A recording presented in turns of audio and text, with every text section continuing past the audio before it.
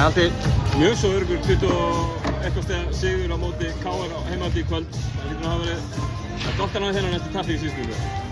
Já, bara gott að fá 2 stig og stíða á töfluna en ég get ekki sagt að við höfum verið frábærir í kvöld en þetta var svolítið skreppileikur, þetta var ekki rosalega góður leikur en við náðum upp forystu svona í byrjun bara í rauninni þannig sé bara með cherrybicka í rauninni.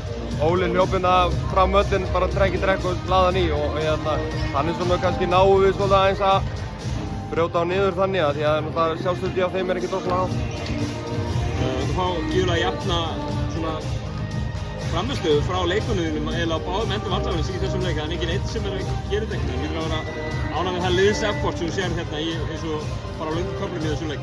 Já, ég meina við erum með marga leikmenn sem geta að spila og marga leikmenn sem við vilja að spila og menn svona erum misgóður að nota mínútur sínar en þú veist, eina sem við biðjum er bara orka og gefið líf og bara njótið að spila og við gerum það sem við höfum að vera að gera.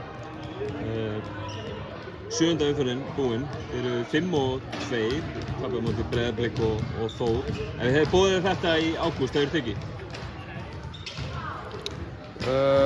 Nei, ég vil vinna alla leiki en ég áttu bara 2 dabra leiki.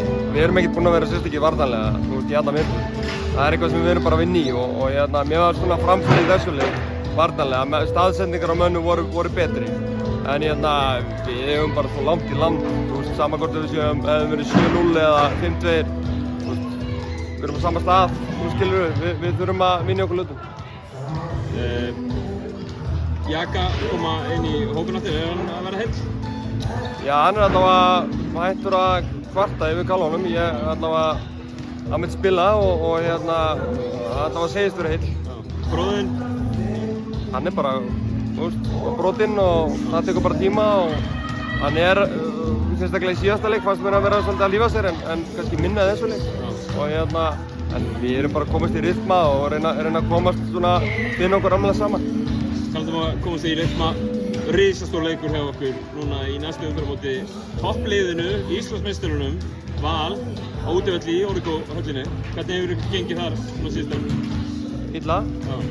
Við ætlum að vonandi að breyta því en þetta verður bara hörku challenge og þeir eru þrælflottir og vel mannaðir og lið sem bara kann að spila saman og það er eitthvað sem við þurfum að kíkja og fara vel yfir til að vinna það á föstudaginn að fimmtudaginn, þetta er ekki alveg gott, föstudaginn. Veist það ekki? Takk.